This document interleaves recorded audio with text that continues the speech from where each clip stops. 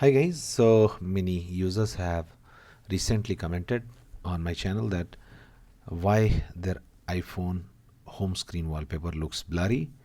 So how to fix this? So once they go to home screen, the background wallpaper is blurry. So how to fix this? Just go to settings, okay, this gear shaped icon, settings, and scroll down and find wallpaper option. Here it is, tap on it. Now both of your wallpaper settings will be shown.